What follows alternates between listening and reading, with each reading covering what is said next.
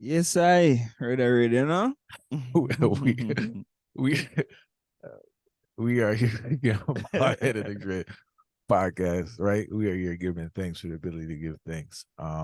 Appreciate everyone tuning in from those times. So now I have to remind you, if you get free time, make sure you check us out at ineverknewtv.com. Also, if you want to hear some sweet reggae music, yours truly, Junior, aka the Ballhead, is spinning on WLOI.org. I Never Knew Radio from 9 to 11 on Sundays. Far Eyes, let the people know about the Herb documentary. Yes, I the Cure My Pain marijuana documentary documenting the main reason why most Garrison youths use herbs, and you will get information, and then after that now you can decide if you agree or disagree, but we just share the information, you know. I just want to say, right, because you have to be very careful when you say it. Based on my experience in life, right? For many people, fear seems to be a disabler instead of fuel. And I think you need to use your fear as fuel in a positive light. And I'm talking about temper tantrums and reactions now, right? I'm talking about the fear you have. So, what I mean by this, one, there's this extreme notion that no one has fear. Everyone has fears. I have my fears. Farah has his fears. Everyone has our fears. I think the change is your relationship with the fear and what the fear does to you. Now, I've experienced this where fear was a crippling thing for me. There were things I wanted to do or pursue or do at a higher level. Because sometimes, Farah, sometimes we doing stuff, but we're not doing it. Anyone keep it real know what I'm saying. Right? You doing it, but you're not doing it to your full capacity out of fear. And what I'm saying is that instead of taking that fear as a disabler, we have to take it as fuel to do so. So, approach that I have has been very beneficial. I'm terrified of missing out, Fire. I can't lie to you. You know what I'm saying? Like a person may be scared of they may be scared of it not working out. I'm terrified of missing out if it do work out. I'm gonna keep it 100 with you, right? I'm terrified of missing out if it does work out. And I'm also terrified of what I would learn if I don't do it. So it's not the fact of it always just working out, but I'm terrified of what I would learn if I don't do it because I know what I would learn would be so valuable. And I'm a man that love to learn and grow. And I know by putting myself out there, I guaranteed that. I mean, I get the outcome, I'm guaranteed I'm gonna learn that, and I'm terrified of missing out on that lesson. That is the approach I have with fear. I don't get it twisted now. There are things that it creeps in. It's like, man, I'm fear. I have a fear, but I acknowledge the fear and I work with it. I ain't talking about jumping off no bridge. So what we have is we have adrenaline seeking. I'm not speaking about that. I'm talking about genuine fears in regards to like you really want to do this thing, but you're terrified of it. You know, you feel you should be doing this thing a little harder, putting more effort in. Because what I've noticed with our generation, especially the younger generation, I gather they learn it from our generation. People can't take putting effort into things and they're not working out far right. And because they're not doing it, they miss out on that compound interest. One thing's guaranteed, we gonna learn something, You're gonna learn something. You know what I'm saying? I think we too addicted to this outcome. I think it's an outcome addiction we dealing with, all right. We sniffing outcomes. People sniffing outcomes and smoking outcomes, They have to have this outcome, right? And the outcome is a tricky thing because what is the outcome? Outcomes not necessarily for themselves, it's other people's perception. They want people to see that they achieve this thing, or they want to show people that they achieve these things. That's I think that's the source of the outcome. It's not necessary for personal achievement because if people can real with them, they're cool with being patient for the thing. It's other people's perception of what they're doing. They can't take the fact that they're doing something and the criticism, or especially when we spoke about this, like wow, if you're around people that haven't done anything, their time frame is so short. Their time frame for achievement is short fire when the time frame for achievement is long. You know what I'm saying? They want you to achieve something in a month that may take 10 years. It's a long, consistent journey. The real talk they're talking, because out of keen observations for the past couple of years, realize you have different levels of fear, and that those different levels of fear, it all based on experience, right? So you have somebody who realize when people who have a vast amount, who have a whole heap of experience, their fears are more contained about maintaining a particular status quo, but that status quo is not related to imagery, right? While you have people with a less amount of experience, majority of them fears is based on imagery and how people view them, as they said a while ago. Because and I think that in itself create a bigger problem, because when you live your life for wonder how what people are gonna think about you, automatically you neglect yourself. So imagine having certain fears, and those fears that you have, you already neglect yourself in the process. It's gonna make life a bit more harder. Life gonna be a bit more difficult in the sense where you're gonna struggle for maintain that imagery in the first place. And then on top of that, now there's so much different mental devastations attached to that. And the mental devastations were attached to that now, it gonna end up drive you now to it gonna bring you down as an individual and make you can't sustain anything at all. Where this you're gonna become unstable as a human being. So I guess it really drive from, because if they mentioned something keen a while ago in regards to the fears that they have and the way how it designed. And then when I think about even myself too, my whole fear, my whole fear with me having as a youth, is really about my ambitions. I want to make sure so my ambitions are intact. And if my ambitions fall out of line, I know who it gonna affect, to knowing that means a soul breadwinner. Then for when not even call it a breadwinner, because that there's a whole stigma towards that. With a soul, may have people who may live for beyond just myself. So I want to maintain and set that image, set that relationship to a higher standard then. And also my responsibility as a role model too. Because I see myself as highly, I like to be a role model towards youths. So I want to make sure so I can set a precedence and set an example for most youths. And I can have that consistency across any particular thing I do. So you see, not having consistency in itself is a fear for me. So you see how simple of a fear that is, but it's a detrimental thing if it's not maintained. And that has nothing to do with imagery. It's way beyond imagery. It's more about having that ambition, having that drive, knowing that it's not just about the outcome, but it's also about the process. Because yes, once you understand that life is in itself is a process, if you miss any keen details out of that process, then guess what happens now? The whole outcome gets stalled, and then that outcome where you didn't expect don't go your way. So understanding what that process is, what is needed in that process from me to carry on things and ensure that mentality where me have is maintained.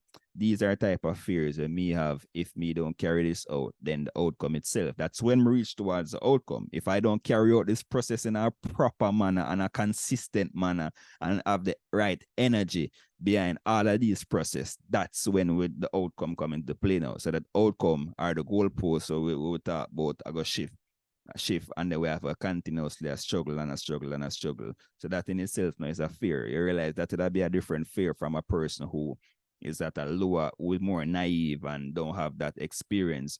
Their fears now might be, what people are gonna think about me if me not do this. What people are gonna think about me if this don't happen. What if this happen? Then what people are gonna think about me? No.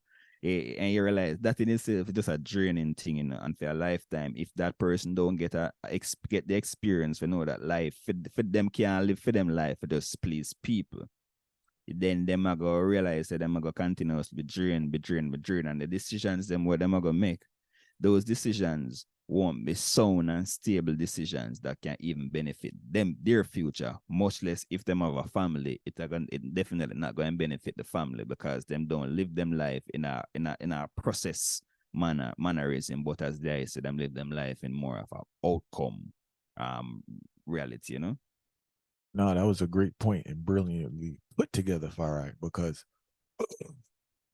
it makes me bring up the question in regards to, like, if you don't go through the process of knowing yourself, right? Can you sound away when I say this, right? just working out in my brain. If you don't go through the process of trying to know yourself, and like your actions are really fueled by people's perception of you, right? I mean like 100%. We all have a little fear of people's perception of us, but I think we have a healthy version, then you have the unhealthy version. Majority of people on that, we can agree on the unhealthy version to the point where their actions are not done. Their actions are solely done, or like 90% done, to get a reaction or due to the perception of other people, right? Now, if you don't, I really want to say is like, if you don't work on yourself and get like somewhat mentally healthy, because obviously you're mentally unhealthy when you're in that point. If you don't get to a point where you're like more stable, would you ever have realistic goals? Because the pressure of people's perception, as you stated, put unnecessary pressure on you to do things that you're probably not in a position to do or capable of doing at the time. It's like you're trying to force rape everything because of the pressure from outside forces. So they just throw off everything because certain things you would do, now you're taking shortcuts, and it's a problem. Like one thing I learned from nature, nature can't take shortcuts. This guy tried through snow, heat, wind, rain, everything. And like that's what I just really observed for like my own life in regards to, I don't know, it works for me. As I said, I just want to be clear to everybody have their own experience. I can't put how I work my life on the next person. I'm just saying what works for me. But the more patient I've become, the more patient I've been with myself, the more compassionate I've been with myself, and understanding that things are a process, the more stuff I achieved. I know it probably sounds counterintuitive in the sense that like the fact, because you're still consistently working, right? But the work is more in regards to like my whole thing, which I believe I only have control over, is how much effort I put into a particular thing. So I know people always tell you about goals and this and that. Yeah, I have aspirations and goals, but it kind of sound away fire. But like I know already, you know already, fire. You had a million goals. You know how that go already. It don't, just because you set a goal don't mean it's gonna work out, right? It's not that I don't have goals and aspirations, but my approach, I think, is a healthier approach in the sense that my main concern, the thing that I really hold myself accountable to, is the consistency and effort that I put into a particular thing. There's so many factors that play into the outcome that I don't have control over yet. And I think sometimes people think they have more control over things. Maybe it's an ego thing. They think they have more control over things than they do. And I think that we need to focus on the things we actually have some control over, right? And put the effort into that. And you'll be shocked how heightened the probability of the outcome that you want will heighten even more, or how much that will rise. But you have to first figure out like, what do you want? And also people gotta ask themselves why they want it, far right. I remember I had to ask myself one time that, when I was doing certain things, like, why do I want this? Then being truthful with myself, which you have to do, right? I didn't want it because I wanted it. I wanted it because how I would be perceived by others, and also the how society is structured and what society respects. And I think that's why a lot of people have a void when they accomplish certain things, because the thing you're accomplishing is not aligned with you, and it's just not aligned with fulfillment or spiritual peace. And you wonder why you're all over the place doing things you're not supposed to be doing, even though you achieved the thing you intended to achieve. Or why you feel so empty after you achieve the thing you intended to achieve. That's a cold experience, yo. After you after you achieve supposedly what you want to achieve, and it don't really do nothing for you. Many people can't relate to it because they haven't put themselves in that position. But for those who have put them, it could be the most minute thing. And when I say achieve fire, I don't talk about no Hollywood achieving or being no star. I'm talking about goals you set. The whole point is to achieve a goal. You set a goal and you achieve it, whether big or small. But when you achieve that thing, it's like, man, all right, what's next? You have to ask yourself, like, I think people need to ask themselves. I ain't telling nobody no be no homeless. I ain't telling nobody no quit their job. I'm saying you have to ask yourself what you really want. And people don't ask themselves. And I know how the system's set. You don't have time to it. It's a privilege to think in our system. Fire, that's the next topic, yo. It's a privilege to think in our system, yo. To have time to think and reflect in your life is a privilege in this system. Because everybody up to here 24/7.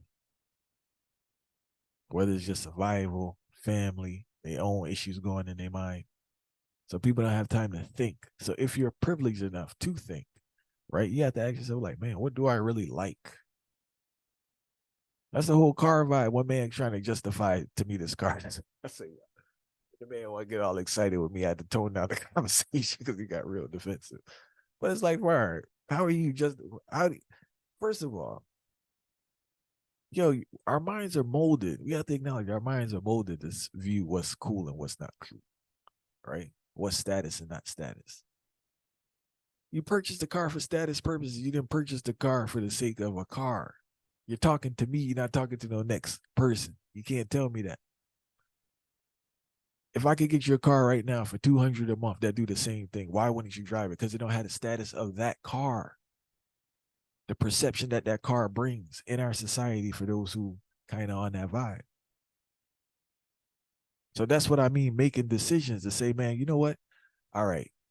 I'm gonna get the car that has the status in the view, but that's more effort I have to put into generating this money and more stress I'm under. And is that beneficial to myself? I don't know if this tie into another reason, because I feel like we spoke about this before, but it's just like people not preying far right in regards to like, yo, you have to find out what you really want, why you want it. Because after you ask why you want it, you probably see you really don't want it. You probably want what it represents, so you feel like you're supposed to have it because society tell you you're supposed to have it. And once you get down to the nitty gritty of what you really want, you have to understand and have a realistic approach to achieving that thing. All right, you hit the nail. What do you say? The nail on? I can't remember. I'm not good at them saying. You hit the nail on the nail coffin. on the head. Nail on the head, Farai. There's people there stressing themselves out to go what? Please the next person. I had this perception of the next, but that don't even care about them, man. That's the wild part. Stressing themselves out, stressing everybody else around them because they want to be seen as this figure, as this make-believe image that they need, some character. Again, I see the fear as fuel come into play again, because using fear as fuel in a bad way, that is the thing, because that person with that and that car we are talk about them no overstands. Can I tell people this all the time? I'm a firm believer in this. I get so mature now that I realize how human beings think. And what my overstand is that there is always an alternative towards the way how you think, right? And even that person, you see, there I mentioned something very key earlier to we're going to use as the point now. You say we can, certain things we have meds, try whatever we can control. See, in control where you can control, but can you really control wanting to be a part of that status quo? Can you control that? It sounds like a straightforward question, but it's not really a straightforward question. There's no really set answer for that, given depending on the person mindset, because that person want that car knowing say them can't even maintain to keep up that image. Can they control thinking like that? Well, what me would have said though is that, may I explain this to somebody earlier, a couple of days ago. You want that imagery. Be truthful to yourself. Be truthful to yourself and tell yourself, say, all right, this is what I want. I want to be a part of the status quo. That's the reason why you want a Benz. But then you have a price tier when it comes to a Benz. So you go for the top tier Benz, while you could have saved $200 more or $300 more going for the next one and still maintain the status quo. So I'm so realistic when it comes to the way how people think. So I'm telling you, say, all right, try maintain the status quo, because there's levels. You can't just jump from that person who wants to be seen as that top person, or you live a life for people and then just flip out at the next day and become this conscious person who are aware of every single thing. You know, it's not everybody build their way there. So if within the midst of that, how can you find yourself as less struggling while still fueling that fear for please people? You know what I mean? So even at them thing that most people have to be very conscious for, like learning how to control your thought is the one of the biggest practice for ensure so your fear not drive you for do stupid things, you know. Because you see, if you learn over control the thought, them come to a mind. Because sometimes people say, "Oh, but that's just the way I think." You know, but you realize that the way you think is a dangerous ball game, you know. If you think negative, you know, every single thing in your life are gonna be negative. And you see, if you think positive, not every single thing in your life can't just be positive. You see me, I say, but every single thing in your life will go in a positive direction. Because there's always be stumbling blocks, as we tell you in a previous episode. You can just go up on a mission, earn $20,000 and feel good in yourself. And tomorrow, your roof start leak and it costs you $21,000. And now you're in $1,000 deficit. And that's just the way our life works. It's not that nobody is trying to target you. Nobody is trying to get at you. Life is not treating you only unfair. That's just the way our life is. And you have to learn how to bounce back within life. So you see, this fear thing is a thing where most people put on a mask. It always reminds me of the book, I think, where Frantz Fanon say blackface white mask. I think that's the name of it. And so it's like everybody put on this concept of a mask just because they want to kind of get away from them fears, not overstanding. So putting on a mask actually enable your fears them even more. Activate your fears them. If your fears were dormant and you put on a mask, you know, best believe say your fears become so active in your life and it start control you to the point where not even you won't recognize yourself, you know, for because that is the point where we're at in our life. You know, a lot of people doing so much things like not even them to realize themselves. And I think that's where the problem start from, you know, because when you don't recognize yourself, you know, but then you have other people in your life where you interact with, it starts to become a bigger issue and a bigger problem because now you start to place your fears on other people. But guess what? No, you're placing your fears on other people and you don't even realize it. And that's the thing now, because remember, you know, some of we who put on this mask were parents. We look up to by some other individual. We have people we interact with, and all of that. We have relatives where we talk to on a regular. So guess what now? We start place with fears for enough of them. And yes, even if all of them don't catch the particular fear there, guess what I got me now? Some of them are gonna catch that fear, and it's like almost gonna become cyclical. And not even them not gonna realize that them catch the fear, because fear is a thing where you catch it and not even realize which way you catch it from, you know. It's only a vast amount of people a small amount of people can sit down and meditate and think and say, no, so I have a fear of this. Where this really come from? And really find the root of the fear, you know, because most people don't even know the root of them own fear for it. It's just something where just get conditioned in other people them. And once it's conditioned in your mind, it's like you almost can't uncondition it for it because you don't even know where it start from. All right, that's a powerful point, and I hope people really listen to what you said in regards to the origin of fears, and fears come in many different factors. Earlier, I was talking about more progress and doing stuff. Friday is breaking down just fears in general. A lot of fears that we have of different things. Where did they come from? There's a lot of fear mongering within groups when you hear people talk. It's just fear they talk about, scared of everything, scared of their own shadow, especially religious people. Yeah, it is what it is. I can't say really, I'm going to say Christian people. Terrified of everything. No, man, a religion, man. A religion fire. Scared of their own shadow. You know, so if you grow up around that, as you said, you'd be scared of things that you don't even understand why and miss out on so many. And we're not telling you just go run and do anything. You know what I'm saying? Use some discernment and see what you're doing. But like a lot of people are just terrified to the point where you miss out on so much. And I think the saddest point of the whole thing is that the talents that you've been blessed with that you don't utilize. I think that's the whole sad part of the whole thing.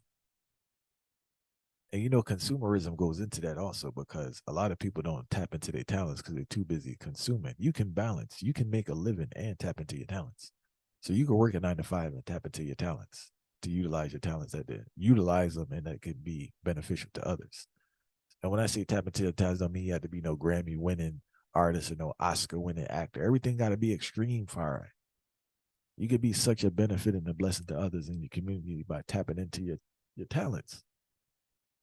but because everybody on the hustle, and I'm talking about after you met living standards, right? Your bills are paid and you have the basic necessities in life. Don't nobody want that fight. They want the extreme that put them in problems and put you in a mental problem. Because remember, with this financial thing, it's like a cancer in the sense that you want more. This materialism, I mean, it's like a cancer because you want more and more and don't realize what you're doing. You want bigger and bigger, but you're not making more and more money. So that becomes a problem. And you have all this talent that you're not tapping into, which is unfair to you and the universe that you got the talents and you're not using them.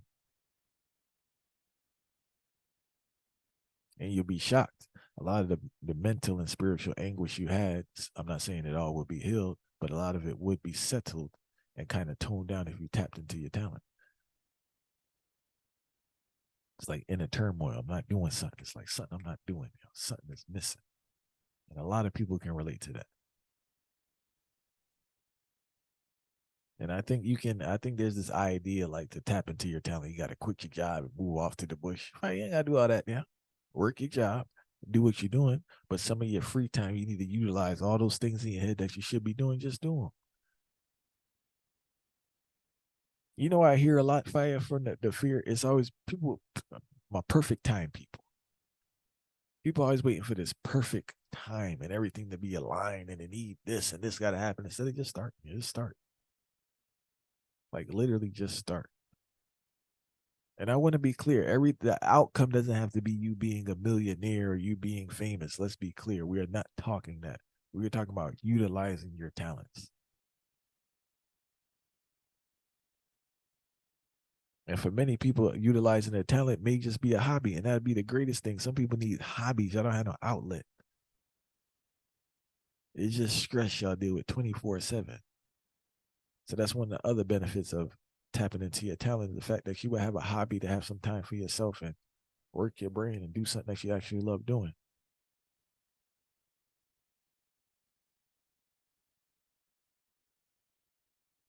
You know, so it's funny how everything is tied in when you really look at it. But I just wanted to be clear, and I hope I'm being clear for in regards to when we say doing these things, everything has to be this extreme thing. When you're doing it, you got to be a celebrity, you got to be this big success. I'm not talking about that. I'm just talking about Anak me move comida set you see the energy. I just want to be clear. I just want to make clear. I'm just saying, like, yo, just doing something that you really enjoy doing and doing it consistent. And maybe what will occur is that you can practice consistency through that, and that could lean over to other things. Because a lot of times people's first interaction with consistency is the hobby in regards to actually doing something on the heights and learning it and growing with it. And that's a great skill that can be applied to all aspects of your life. So if you find yourself as an inconsistent person, as a person that's kind of like floating around and don't really stick with something, just try to stick with something that you love. Start it and just try to stick with that and develop that skill and nurture it. And when that's something you have, it apply to other things and it'll be beneficial for all aspects of your life. Because any message you have out here fire about doing stuff, it's just, you know, you gotta be making all this money and this and that. And it's like you could just be doing it for your own peace. Something you find solace in, something you can get a little getaway in. And also, too, I want to mention that for people with bad habits out there that's doing things that's detrimental, hobby's another great thing you need to jump into and shift your energy from that bad habit into that. Save some money, save your body, save your mind, save yourself from unnecessary problems. You know, Fire, I'm not sure if you want to touch on something else. Really, I've just if emphasize what they are been still fire because I like what they even mentioned the extreme part, and I just really want to come in panto because everything have to be so extreme, and I feel like this the main problem coming as it relates to fear of fire because most people feel like say, all right, you see if I try this, if I try this particular thing, I'm gonna feel it. then me have to go, me I go feel it to the extreme extent, and just the fact of feeling it to this extreme extent, it almost bring on a bigger fear. So it never allow them to even start it in the first place, because it's a, excuse me, it's a whole concept of feeling where people just so, it almost take them out of them zone, it make them shaking at them pants when it come to them feeling something for you. And them really realize it. It's a mindset thing again, because you have certain people who really overstand the concept of, if I don't get this thing right now, then they'll continue trying. But so much people right now, the way the mentality stay, if you do something and it don't work out, it's almost like life is ending, and it's an extreme thing, and tomorrow there's gonna be no more tomorrow. And then again it come back around to the mindset of, what will people think of me if I did this and it did not work out successfully? People will think I'm this awful person. I'm not even realize that the people them I think about never even try things in the first place. And then I was going to say it, because anyone who has been doing something, they really respect, and they see, like, they really respect the effort. Unfortunately, that's a small group of people, but majority of people who never tried anything, like, had the most comments. And it's like, no disrespect to them, I'm not telling you to disregard them if they're family and loved ones, but it's like, they never tried anything. So, like, why would you internalize what they're saying, or why would you hold their view of you at such a high stake when they never tried anything? And anyone who has tried anything knows, like, majority things don't work out, especially early on. You do scale up now when you get more skilled and things start to work out more and more. But I shouldn't say majority of things work out. Majority of things that you try, no, majority of things don't work out. Yeah. I can say that confidently. Like, they just don't, they don't work out the way you wanted to. Feel like that. Environment of a whole heap to do with the fear twin of fire, because you see the environment, you realize a man in a more toxic environment, the fear level is higher, and the further you go away from the whole pollution mindset and the whole toxic culture, you realize your fears them start become less and less, and you can find time to think, and you will even take a risk here and there.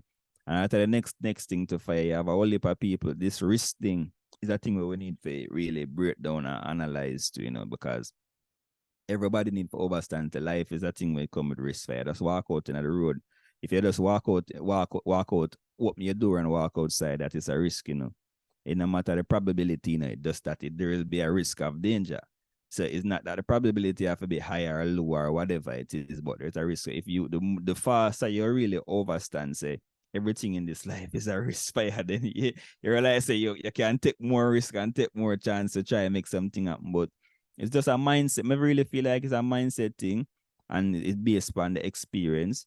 And then you have, as again, just to use myself as the example, my concept, my communication with fear different based on the level. So I'm going to go out there and get exposed to all heap of things from an early age too. So it really make it different. And then even people in my surrounding too, them think about fear from a different levels.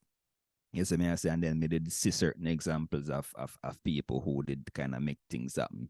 And then me see the extreme end where people who never make things happen, and I see how them interact and them function. So having that duality of the two extreme ends, I think it really mold my mind as it relates to fear. And I know what the outcome of fear if I don't do this, or if I do this, I know what the outcome I gonna be on the other end. So it kind of keep me more grounded. So now when I think about the concept of fear, it's like, and plus as a Rastafari, you would still usually hear the hell of them. Because I usually sing of them foot and hear the hell of them say, burn fear. I'm so what I mean by burn fear. I'm think about it from what them are saying. And them now say it's from no intellectual concept, but it's just I'm gonna show you, say, yo, there's nothing in life that can conquer me. There's nothing that can higher than me for drag me down to a particular level. So I'm just gonna move through life. And when you think about it from a levels, they make sense to do them I say. So I'm really just move with it, Big time, far right. Last thing I gotta highlight, you made up a great point, and I think anyone who's grew up in the hood, Garrison, whatever you want to say, they do have that duality versus people who grew up in one environment. So I notice people who grew up more in a progressive environment, they have a one-sided view of how people approach things, and that's why they're so critical of people who don't do certain things. But when you grow up in a certain environment and you saw it, like I grew up around that, and you've been around the table, so you understand that psychology. Yes, you do wish for people to do better, but you understand why they're so critical. You understand why they're so what's the term they would use, risk averse, because it's just an environment that shapes that fear with the mediocrity and the lack of confidence, and it's just resources, just a lot of things going on in that environment that creates that mind frame. So I'm glad you touched on that. We give thanks for everyone tuning in. As I stated before, we have a couple more episodes, new look coming. We will be in the studio together, Baldhead and the Dread. Definitely looking forward to that.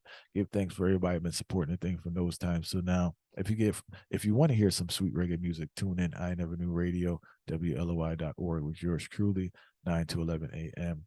Farah has a documentary circulating, link in the description. And if you get free time, make sure you check us out at INeverKnewTV.com.